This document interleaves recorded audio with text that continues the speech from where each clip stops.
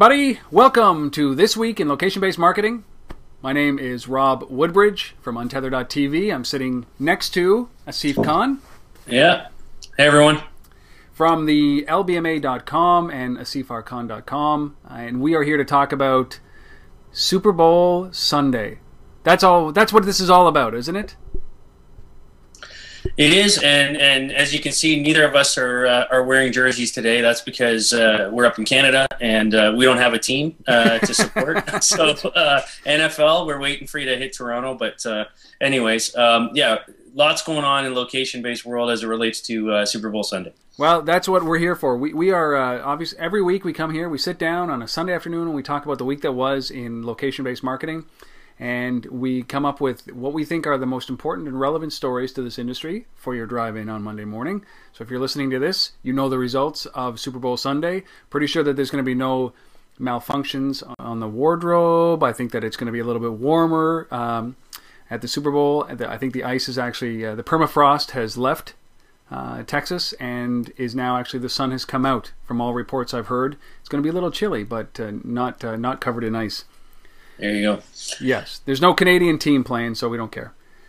So the Super Bowl, though, from a location standpoint, is the focus of a lot of these companies like Foursquare and Groupon and Living Social and Gowalla and all these guys. So let's dive right into it and let's talk about what it was, or what's so great about the Super Bowl and what these companies are doing in the location space around the Super Bowl. Well, other than the kind of the sheer importance of football in America and the audience that it reaches, especially with the Super Bowl. So, you know, this Super Bowl, the projected audience is about 110 million people watching. You're looking at about 30 advertisers, over 60 different commercial spots. I think total ad spend is about $200 million from the research that I've seen, and so that's a lot of money being spent by 30 companies, for basically one night. But the outcome historically has proven to be quite rewarding for most. So big opportunities, and obviously this year, what's unique about it is that the location element of having people check into the game physically at the game or not at the game, even at home, is what's unique about it. So I think we're experiencing a lot of firsts this year. New Year's Eve was really the first, not even mainstream, but really the first year that we looked at check-in technology. All of these guys like Foursquare and Scavenger did a bunch of things around Times Square. It was really, it brought it to a little bit of prominence. So did Facebook Places. So is this going to be the year where we hear, okay, this is the first Super Bowl with, where check-ins are mainstream, and then it's going to be, this is the first, Stanley Cup where the check-ins are mainstream, and the first NBA Finals, and the first, is that what we're in for this year? I think so. I mean, it's definitely, mainstream is the key thing there, right? I mean, it's, sure. I mean, there was check-ins last year and the year before on very small numbers, and I think we're at that point now where this is the first time we're going to see millions of people doing something on some check-in platform, some location-based service platform, in all of these various events, and not just sports, obviously, entertainment in general. It's kind of crazy though, because one of the beautiful things, you never really heard about the check-in. I mean, you go into Ronald Reagan Airport in Washington, and you check in Foursquare, and you're there with 180, 280, or 380 other people that have checked in, and there's no fireworks or no grand flash or anything that happens. It's just you've checked in, and there are 300 other people there, and now what you're seeing is that these massive events become massive marketing opportunities for the check-in services and people who are leveraging these. And it's a place that can't be regulated, isn't it? So I can check in at the Super Bowl and never see or be marketed to by anybody who spent any of that money on an advertisement. It could be Joe's Franks down the street that are doing that you see an ad for, or a special nearby. It really is kind of democratizing advertising on the Super Bowl, isn't it?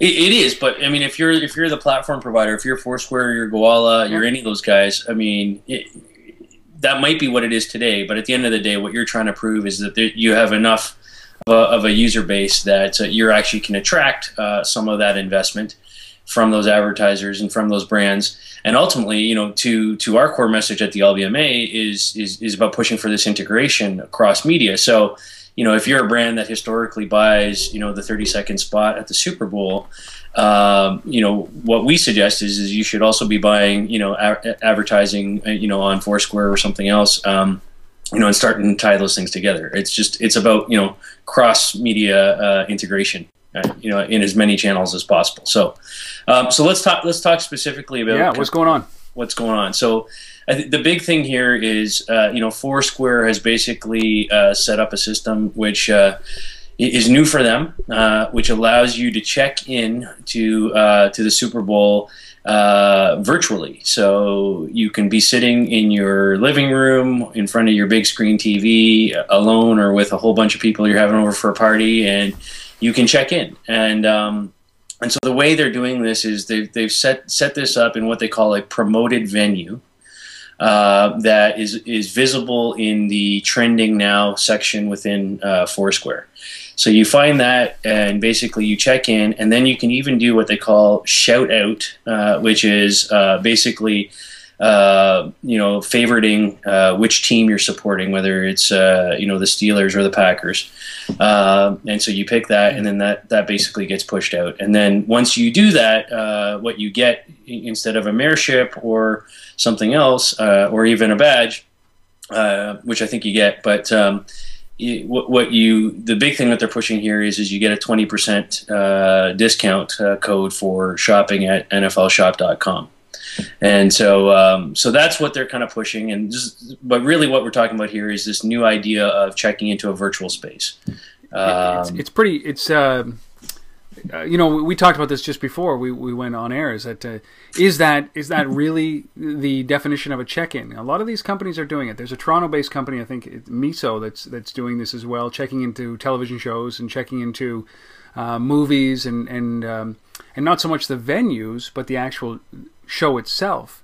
Right. Yeah. And so you're right. There is a crop of new companies, Miso, GetGlue, and others that are, you know, allowing you or enabling you to check into these kind of virtual places, if you want to call them that. So checking into entertainment, you know, television shows and movies, as you say. So for me, you know, I'm not, you know, I question whether or not that is a check-in. I question whether or not that is truly location-based. I don't question the value of that as an opportunity from a brand or an advertiser's point of view. Sure. So, I mean, if you, like I just said with the Super Bowl, if you're already buying, you know, a 30-second spot in the middle of, you know, Grey's Anatomy or Survivor or whatever TV show it is you're watching, or supporting in terms of advertising on it, you want to extend that in as many places as possible. You want to, you know, continue to further that engagement with the fan base. Yep. And so things like Miso and GetGlue make sense. But this isn't something new. I mean, there have been companies that have been around, gaming companies in particular, been around for a number of years now, that have been pushing this whole idea of what they call dual screen gaming, dual screen entertainment, or even, you know, 3-screen entertainment now, where, you know, you're sitting there watching a TV show, you have your laptop and maybe a mobile device all open at the same time. We're multitasking. That's the way our minds work these days. and so, you know, CSI, for example, about 4 or 5 years ago did this, where, you know, you could play a game, you know, that was kind of, you know, going along with the actual live TV show, where you were helping uncover clues and solving the forensic puzzles or whatever it was. You were doing that, but you're doing it in real time. So this kind of stuff has existed for a while in terms of branded entertainment, let's call it, in that area. What's new here is that we're checking in, so to speak, into this TV show, which to me isn't location based at all. From that perspective, unless you're so again, I don't question the value of it from an advertiser's point of view or extension of the fan base point of view. I question calling it a check-in. Yeah, you know, it's funny because it's not a classic check-in. I'm not checking into a home. I'm not checking into my location. But as you said, there is value, that relationship that keeps going, or that you extend to the second screen and into your house, because television is so passive. But everybody sits, and that's what people have been talking about the Super Bowl. everybody's sitting with a mobile phone or a tablet next to them while Right. they're watching this game. And how do you capture those? So is it a departure for Foursquare to allow this virtual location regardless of where you are? Like the whole idea with Foursquare was, No, hey, you check into a location, you don't check into a virtual location. yeah, you know what? I wouldn't call it a departure. I call it a need to find revenue. Simple as that. I mean, Okay. we can build all the Okay. systems that we want, these location-based, services and platforms. But at the end of the day, if we can't find a revenue model that works, we got to move to where there is one. So, I applaud them for, actually going somewhere where, there's a chance to actually make some money potentially. Well, Super Bowl, you've got an attentive audience. A lot of companies are kind of pulling back on the commercial outlay. The millions of dollars it costs for a 30-second spot, like Pepsi, they're just moving into the location aware or the mobile space, putting a lot of effort there rather than putting a lot of cash. Yeah. Now, here's the one thing I really like about this, though, is for all those people out there that are concerned about the security issues around location-based services and broadcasting their actual location. Virtual locations kind of solves that, right? So, and yet creates an opportunity to actually give the brands what they want from these platforms, which is huge user bases. So while Foursquare's at 6 million users today, if this really works, that could double overnight, right? I mean, it's so that's possible, and that really what the brands want at the end of the day is reach and frequency, right? That's all we care about. If you're a brand manager or you're a marketing guy, you want reach and frequency. 100%. So the bigger we can make that base, the better. And if what's holding the building of that base back is security issues and concerns, then virtual check-ins or virtual, whatever you want to call it, is one way around that. So it's just so odd because I remember, I don't want to harp on this. There's two things that I want to say on it. One of them is that I just remember back in the day where it was the battle between Foursquare and Gowalla. And the great thing about Gowalla was that it really was location aware, is that you couldn't check in to a Starbucks if you weren't in the Starbucks, because it Right. put a perimeter around it, said if you're not within that distance, it's no good. And there was a lot of criticism for the way that you could cheat Foursquare.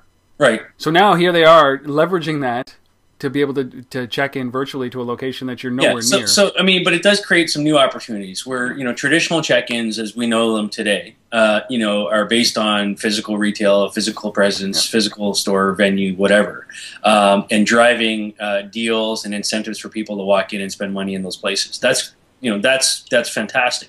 But what is there out there for the online retailers, like the e-commerce vendors? How do they drive traffic to their virtual stores? Yep. So virtual check-ins could be could significantly help that, I think. So and by the way, Foursquare is not the only one that's playing in the Super Bowl besides the Packers and the Steelers here. So Gowalla also has a pin that you can earn for checking in on their platform. And an interesting thing here too is the two biggest couponing guys out there, Groupon and Living Social, are very active in the Super Bowl. Both of them have bought 30-second spots, spending oodles of money on this. And if it works, as history has proven for many an advertiser here, they could significantly build their user bases as well. Go Daddy. But what's interesting about the difference between what Foursquare and even what Gowalla is doing, I love that Gowalla is playing in this, but it just strikes me. Listen to the way that Foursquare is doing this in the Super Bowl. They're basically, it's the first time that they're attaching a unique redemption code to a badge, right? Right. It sounds so close to the virtual goods thing that Gowalla was doing, that they pioneered, right? It's like no mayorship required to get the discount. It's just a virtual good. We're affixing a unique redemption code to a badge. Right. Yeah, and the Super Bowl is in Texas, people, and Gowalla is from Texas. So I'm not sure they're not quite at the out leading the pack on this, but I'm glad that they're still playing. So that's good. Well, it just shows you their model was the best, because it allows for these things. Anyway, I don't want to harp on it. I'm glad Goal is involved. They should be dominating this, but they're not. So if you talk about Groupon and you talk about Living Social, they're just doing commercials, or is it something deeper than that? No, it's just commercials. This is about driving usage, and they've got a couple of they've just done a couple of really huge partnership deals. So Living Social did a deal, I think it was January 19th, 20th, somewhere around there, where they partnered up with Amazon, who's obviously got some money into them as well. But money aside, the deal was huge. So they basically drove vouchers to Amazon. I believe 1.3 million vouchers were sold over this 2-day period, resulted in about $13 million in sales for Amazon. So, huge traffic. And so in response to that, Me Too, Groupon says, okay, we're going to do that with Barnes & Noble now. So that promotion's been running, I believe it started on Friday. It runs till Monday, tomorrow. We'll see where that goes. Well, it's again, Me Too drives me crazy, and I know it does the same thing for you. A little innovation. It seemed like a good idea that the way that Living Social, they didn't try to fight Groupon on their own turf. They came up with a pretty unique thing that leveraged their partnership with, and obviously the investment that Amazon put into them. It's a I don't even know where to begin with this. So. I just wish that they would stop trying to do the same thing and come up with an innovative way. But I guess that's the way that it works. Right. Find a partner. Next, it'll be gas. Next, hey, we partnered with this gas station for $10 get you a $20 gift card for the gas station. Exxon still needs some help. So yeah, exactly. I traded up for money.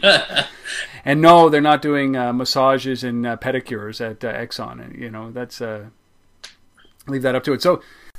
Super Bowl is going to be a significant moment. Another significant thing that happened this week, which was Google Latitude. 2 years, 10 million users, and this is they've just started to implement check-in capabilities with Google Latitude. They were the first, weren't they, to market pretty much? In fact, didn't Latitude come before Foursquare, and the Google guys left to create Foursquare?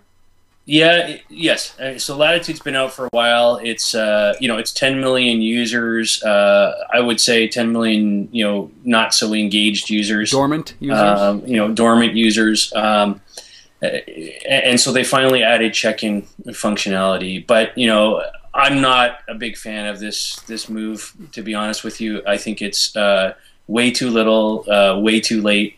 And it's not even great what they've done. It's only available on the Android platform.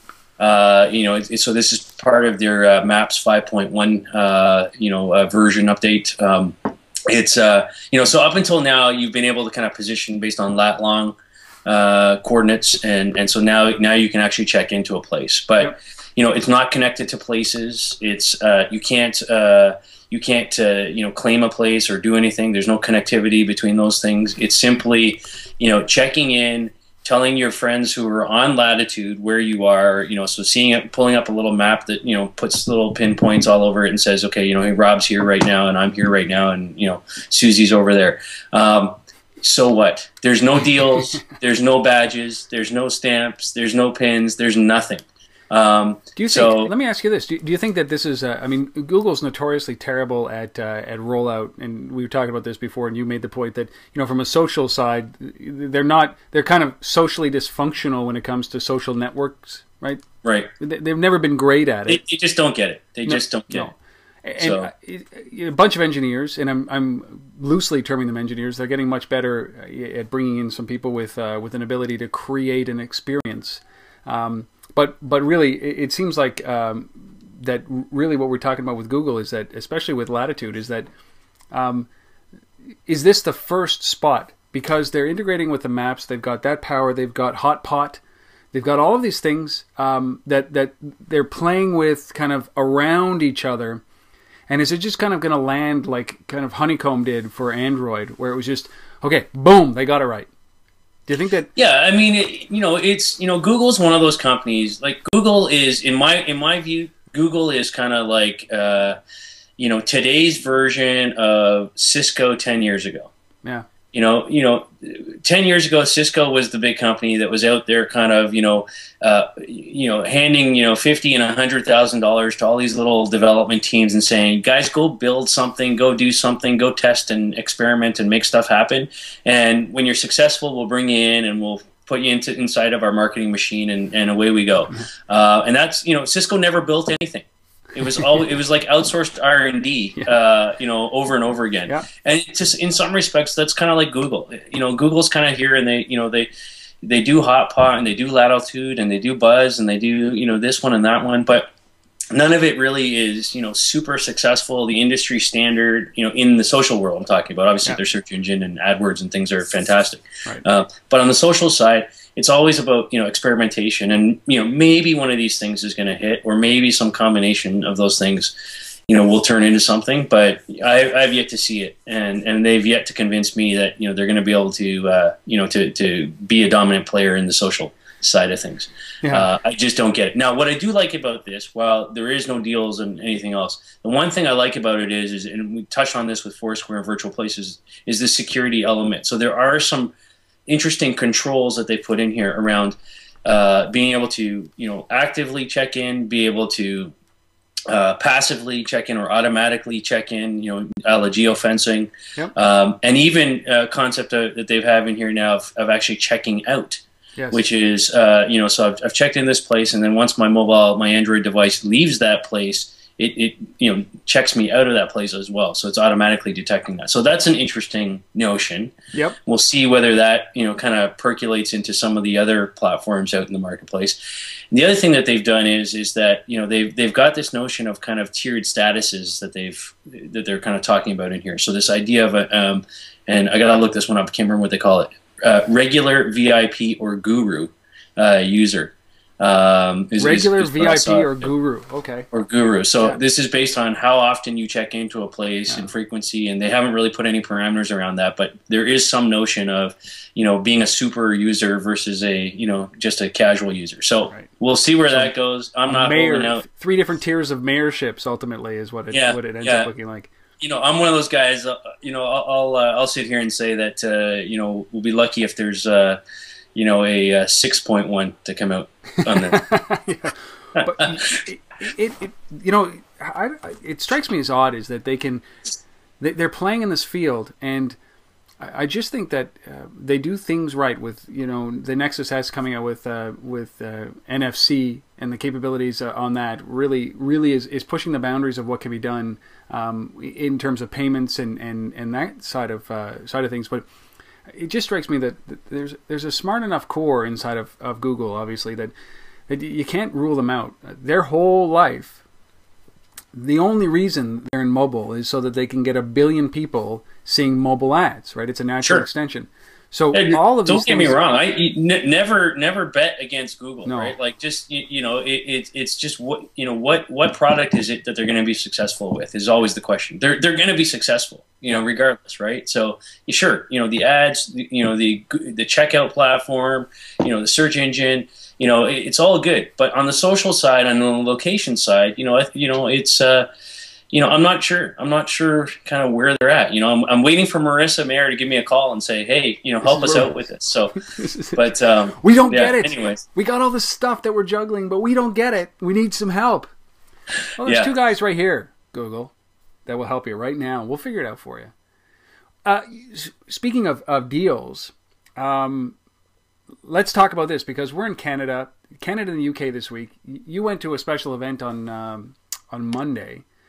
This week that talked about from Facebook. It was a big announcement from Facebook, and that it was that Deals was coming to Canada and the UK. That's a pretty significant thing all of a sudden, and that's launched already, hasn't it? Yeah, so it's up and running now. So I mean, Facebook Deals, for most of our followers know, was launched in the U.S. back in November with Gap and a number of other McDonald's and some other partners, and it's been successful from what we've been able to tell. Although Facebook hasn't released a lot of data on that yet, and so this past Monday in Canada, as well as in several European countries, UK being one of which. they announced similar partnerships with major retail organizations. So in Canada, we saw partnerships with H&M, Joe Fresh, AMC Music or movie theaters, and a number of others. There's about 11 partners. Chapters Indigo. Chapters Indigo, yes. Chapters Indigo as well. Yeah. 11 partners in total. In the UK, there was, I believe, O2, Starbucks, Argos, Benetton, and Mazda, which was interesting. The Mazda one was quite interesting. Mazda. So, a number of solid retail partnerships. What I was a little bit concerned about, because I'm sitting here at this press conference in Canada, in Toronto, and the retail partners were in the room as well with me, as well as the journalists and the Facebook people. And the deals that were struck were for basically 2 days or 3 day or 1 week long promotions, and no commitments to re-up or move forward or do more. They're beta programs, and only these initial retail partners can participate in the deals platform. So it's not publicly available to any retailer to come on yet. So this is still test. Yeah. This is still we're experimenting. But I like it. I like it. I think it's a good move for Facebook. I think Facebook is going to, if they're going to be successful in this space, has to engage with major brands. Yep. It's the only way you're going to kind of pull a lot of that 500+ million user base in, is with real value. Around that. On the Chapters Indigo front, I actually went on Monday to a Chapters Indigo, checked in, got 40% off of a regular price book. So it was good. And it was dirt simple, from a redemption point of view. Like, I literally walked in, checked in on Facebook, came up with a little, claim this deal, and then all I had to do was show my phone to the cashier. And they knew what you were talking about. Nothing to scan, nothing to do. Just wave my phone in front of them and say, "Hey, I'm here," and away you go. Yeah. Let me ask you about this. For those of you who know me, I love this industry. I love location-based marketing. I love effective use. But this is in no way directed to Indigo or any of the major brands that are dealing with deals right now. But it strikes me as odd that we're leveraging the coupon in such a way that gives you a discount for standing in line, so to speak. Maybe deals is a little different because they're publicizing it so well that their partnerships are with Indigo and a bunch of everybody else, even Mazda. I'm intrigued about that. But I don't remember the last time I stood in line and was handed a discount just while I was at the store. Like, I'm standing in line, product in my hand, standing in line, and somebody walks up and says, "Hey, here's 40% off just because you're there." Right. Doesn't strike me. But I think if you're the retailer, there are a couple things you need to be careful about in this world, right? One is making sure that whatever the deal is that you're giving away, that you're controlling your cost and your exposure. Yes. In terms of margin, exposure, in terms of can you actually fulfill? Think about it, right? Yeah. Can you actually fulfill the number of deals that are that are coming in?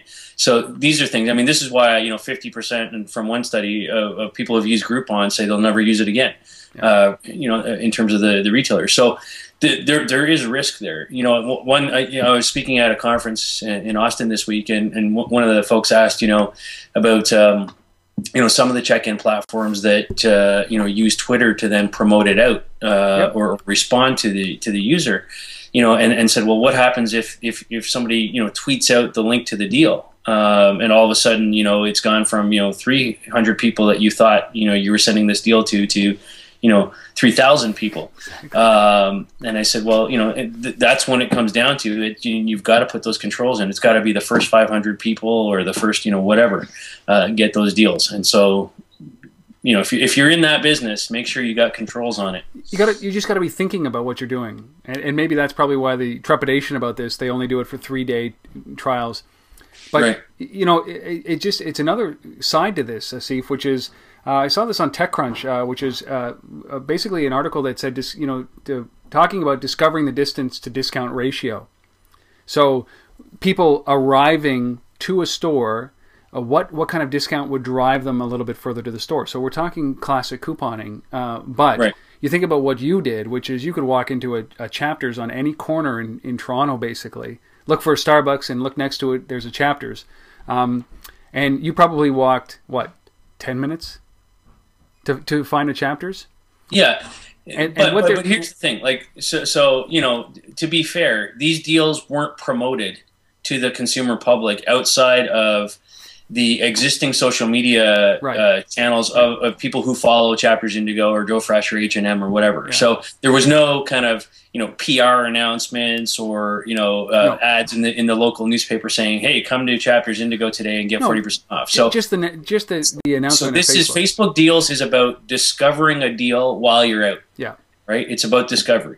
So, but that's what I'm saying is that, you know, I don't disagree with that, is that, you know, finding the deal is great, but I'm just saying that in this poll that came out, to achieve a 40% discount, which is huge discount, the respondents to this survey said that they would drive or travel between 45 minutes and an hour to get a 40% discount. That's what I'm saying, is that when you're discounting this, and for anybody who's watching this from a retail perspective who's thinking about doing this, you got to take into consideration that people are motivated by discounts, and they said to get if you're going to drive an hour or travel an hour to get to a store, they would be enticed by a 50% discount. Sure. So I'm saying if you're walking down the street and you're motivated to come into a store, buy a check-in deal or something like that, think about, realistically, 40% seems a huge extreme, even 20% at that point. People said that they would travel 15 minutes to get a 10% discount. And I think you just got to think about this as you're building that strategy out, don't you? Yeah, and you also have to think about, you know, if you're the retailer, you have to think about, you know, in terms of what platforms, what location-based services you're using. You know, there are sets of services out there that are focused on, you know, driving traffic to the door of the store. You know, it's about footfall. You know, in retail world. Yep. And then there's another set of technologies that are about, you know, once you're in the store, you know, promoting and communicating with customers. You know, using Wi-Fi or a Shopkick type technology or something else. So. You know, so and those different nuances of getting to store and once you're in store have totally different metrics around you know, the level of discounts and other things. So anyhow, and if you don't understand what we're talking about here, get in touch with Asif, because that's all I'm saying, right? Before you go and do this, think about what you're about to do, because the impacts, somebody's paying for that discount, right? Somebody's paying somewhere for it. Anyways, we've beaten this to death. I love the fact that they're here. I think that the turning point on this is going to be, or the tipping point on this is going to be when it becomes available to the mainstream, every business that I can do it myself, and it's not just a big brand. So hopefully that comes in 2011 sometime. One last word on the Facebook Deals thing, though. One of the nice aspects of it outside of traditional retail is you can actually set up a deal for charity. Yeah, on there as awesome. Well. So there is that component as well. And if you are a charity, consider getting involved with it or investigating. Yep, I think that's one of my favorite things about it. Anyways, okay, so the last big story was, and maybe it's not a big story, but it was Lockheed raising $13 million to build a platform. Yeah, so they have a platform. You know, this is to extend a platform. So these guys, you know, the interesting thing about these guys is you know, they've been around for a while now. You know, Lockheed's not a new company. Nope. They've been around since, you know, 2004, 2005, somewhere in that neighborhood. This isn't the first money they've raised. This is Series C. So in total now, they've raised about $27 million. You know, and they're, you know, they were the first to be, you know, an LBS aggregator, kind of a back end. So they're like a server side, you know, aggregator of location data across carriers. Yep. So, you know, if you want to know where people are based on their mobile device, and you want to access that information through, you know, the carrier's network, then, you know, Locade can provide you with, you know, a kind of a back end type of technology that gives you that information. So if you're building a third party app, you know, and so here's an example. We talked about you know, Placecast. Yep. Recently, and what they do in terms of delivering, you know, their Shop Alerts platform and delivering deals based on proximity via SMS or MMS. So when they first launched that system, it was in partnership with Locade, using the Locade system. Locade has relationships with AT&T and Verizon and Sprint, and up here in Canada, TELUS and Bell are on it. Rogers is not. And so in total, I think they have somewhere in the neighborhood of over 300 million mobile devices that they're tracking in North America.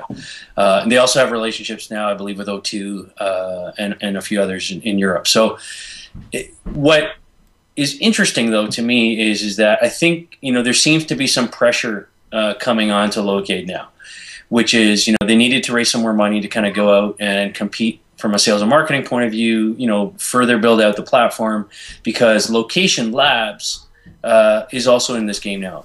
Locate was the first, but now we've got Location Labs, and Tasso and the guys over there are aggressive, are hot. These guys know what they're doing. They're aggressive. I love Location Labs. They've been partnering with Intel. They've also partnered with Placecast now. I'm not sure if Placecast is using both, or they've decided to kind of drop Locate and move to Location Labs. But there's competition now. Yeah. Up until now, recently anyways, Locate was the only game in town. Well, so, I think, but they've got the best CEO's name, Robert Rip Gerber. Rip is his nickname. Rip. It's a ripper. Let's hope he's not pulling the ripcord yet. Oh, I don't think so. I think he's got the history, the pedigree, obviously, of Nokia, and so yeah. I mean, this is so much funding going on right now. This is I think this is just a slice of things to come. Certainly, when it comes to this kind of technologies. Yeah, solid company. I don't think they're going anywhere. But it's a 2-horse race now. It's they're not the only game. Yeah. Well, I think that's.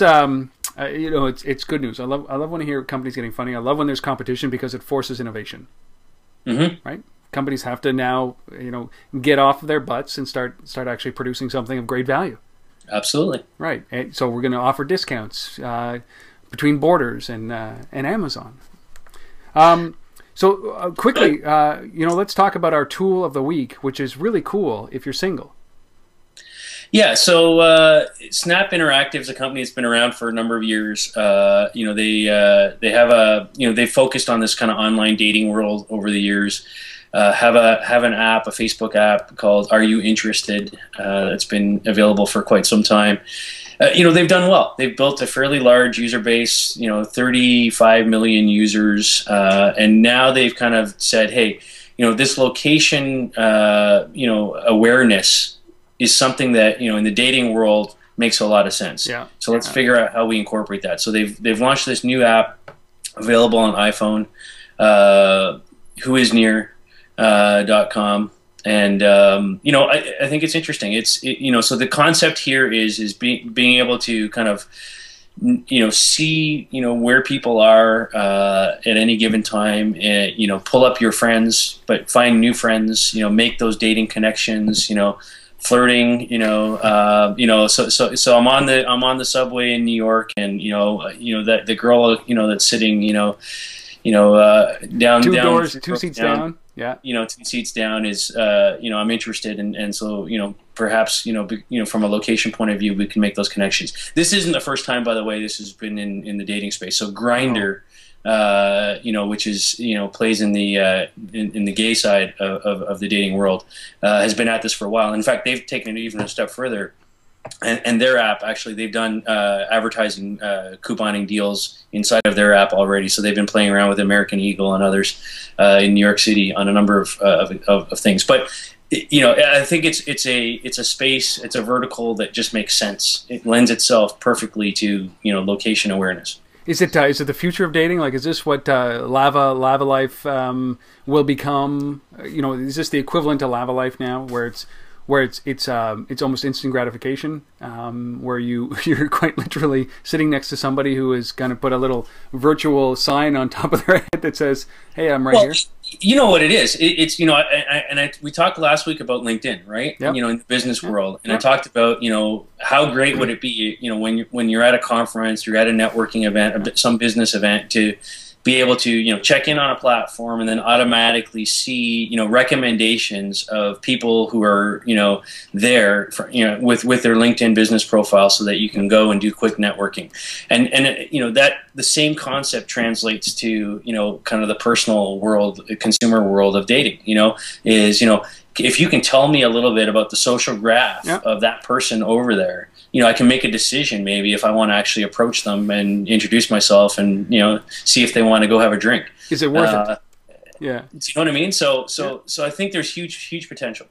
Well, I think that it's just it's another one of those stabs, and I think that there's a natural tendency. Everybody's been looking for this kind of technology. I think maybe Google Latitude, had a really good shot at doing this because of the kind of the pings and the size of the network, but it never materialized. And I don't think and if you think about it, I mean, online dating, one of the things that that you hear a lot about in the online dating world is the picture doesn't always match the person once you meet them. Yeah. So, if you take that out of the equation and you start with, hey, I see the person right there, let me find out a little bit about them. Let me get that profile up right away as I'm there. So based on that location, it kind of eliminates that risk, so to speak, if depending on how much weight you put on the physical aspects, right? So anyhow. I can see a great, and if they haven't done this already, maybe this is I'm going to give away a good idea here.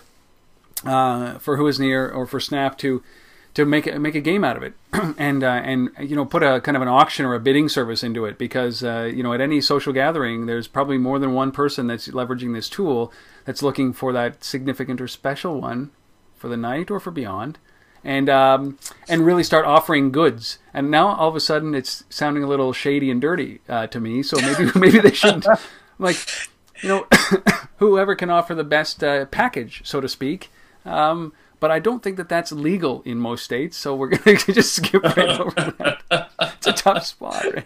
All right. Anyways. So now, okay, so that's Who Is Near by Snap Interactive, whoisnear.com. We'll obviously link it in the show notes, so go and check it out and just disregard that last piece of it.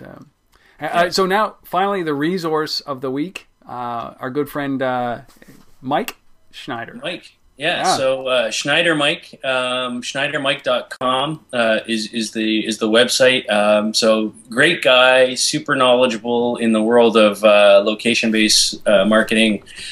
He's a big time blogger, speaker on the circuit. Works for a company called Allen and Gerritsen, which is a Boston-based marketing agency. So very, very active in this space, and constantly providing good quality content on his blog.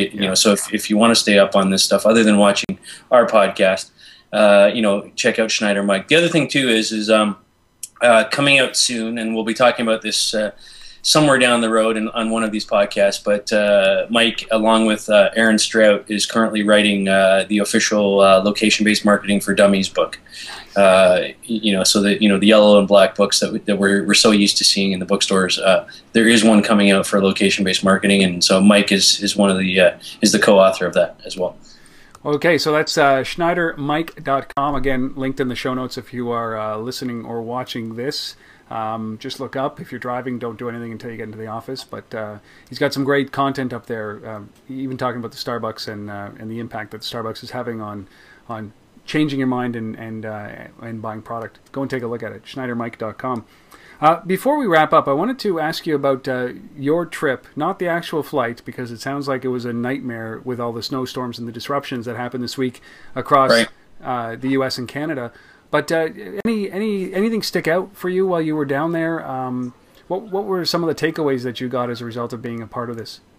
I think the event that I was at, which was the Digital Marketing Forum, Marketing Profs event, wasn't focused on location-based marketing. It was certainly one element of it, but it was heavy on kind of social media and generally, kind of, best practices around, things there. And so, a couple things that kind of I took out of that, which is, video is huge, period. And that, whatever you're doing, whether it's, if you're doing podcasts or you're doing, spending time on Twitter or Facebook, fan pages and building those bases, you need to be thinking about video and incorporating video into your mix. That came across loud and clear across numerous panels and discussions that I saw. Location, the panel that I led, it was clear based on the attendance and just the level of questions and engagement is that people are interested and concerned about about location-based services and marketing. They just don't know enough about it, and education is a huge issue right now, and hence why we're seeing experimentation and not kind of real full deployment yet. And so that's kind of two, and I would say kind of three is that. I think people have a big expectation this year in terms of how Twitter is going to evolve, in terms of how businesses are going to use it. And between Twitter and Facebook, one of the challenges that I was hearing a lot about is Radian 6's name kept coming up over and over again. So the key thing that people are really concerned about is we can invest, in whatever, strategy and approach, in terms of engaging with people in the social realm. But, at the end of the day, it comes down to, listening, social listening, and measurement. Yeah. And that theme kept hammering over and over and over again. And it extends to our world of location as well. One of the things that I harp on about all the time is we don't yet know what the metrics are, let alone how to measure them. Right. Like CPMs don't work in location, right? Because it isn't about an online ad and a number of impressions. It's about footfall. It's about how many people did I drive to the store? Yep. How many people redeemed a coupon? So what those metrics are, officially, and what standards are going to evolve, we don't know yet. And then how do we actually measure that, right? So is it a cost per visit? Is it a cost per coupon?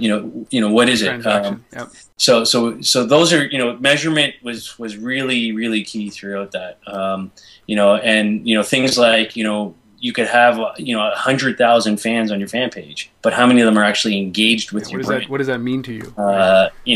Those are totally two different questions, right? So these are some of the things I think people need to be thinking about. But we saw, it's great insight, because you often live in the middle of this, and all of a sudden you realize that what you take for granted and what you understand and have consumed in our past, the mass population are just starting to get their heads around this space. And of course, I think it hits mainstream, or it hits a tipping point when you can measure it, when there is an actual ROI or some kind of measurement fixed. And that's why I love companies like GeoToco, right? Is that there's massive opportunity, I think, in those kind of companies to build those, the metrics around our space in the location-based marketing and the mobile space. The same way that people are still trying to figure out if 100,000 people on a Facebook page really makes sense. One quick story that we'll end with. I watched 24 hours of pure insanity over the last 24 hours, all virtually done by a guy by the name of Gary Vaynerchuk. Yep. Gary V, who runs WineLibraryTV.com and VaynerMedia, and is a social media kind of a relationship guy, goes out and speaks. Yep. His book is coming out in a couple of, maybe 10 days, called The Thank You Economy. He's the author of Crush It. He set out on a campaign 24 hours ago, just done on Facebook, through instant messaging, through chat, and through Twitter, to drive his book that hasn't been released yet to #1 on Amazon.com. In 24 hours, he went from not even placing. He peaked at #6 in sales on Amazon.com. The book isn't even out for 10 days. Right. He did that all through social networking and the relationships that he's built. So the impact that can be there, and there's a big metric for you. So how do you leverage that? How do you do that in the location-aware and location marketing space? It can be done if you've got an impassioned group of followers, and that's a big lesson, and it was pretty amazing to watch. It is about, again, and that's why I talk about all the time, when I'm talking to retailers and brands, it's not about fan base, it's about advocates. Yeah. Right? It's about, the fans that are truly engaged, the fans that are going to go out and build your brand for you. Yeah. And it's about giving those fans, a voice in helping design the products, in helping decide what you're selling, in helping define pricing and store layouts and everything to do with your business. Yep. Business today isn't about we build it and they will come. It's about they build it and then they come and buy it. Yeah. So it's it's totally turned around, and I think that's where social media has a huge role to play, and location as a part of that as well. So totally agree. Well, look, Asif, we've monopolized the whole afternoon here. It's time to go and root for the team with the Canadian player on it that's playing in the Super Bowl, or the Black Eyed Peas at halftime, or something. Probably the food where I'm going. But thanks. Episode number 11 done. We'll be here next week to talk about what happened in the week that's coming up. And again, if you have any feedback, comments, good or bad, anything. We love to see it through Twitter. We love seeing the posts on Twitter. I get goosebumps when I see it. We embrace that stuff. We really appreciate the comments that have been out there. It's wonderful to see people engage with it. So keep doing it. We really appreciate it. We'll keep bringing this stuff if you want to hear it. Even if you don't, we'll just sit here and blather. I see. All right. Have a great week. We'll talk next week. Cheers.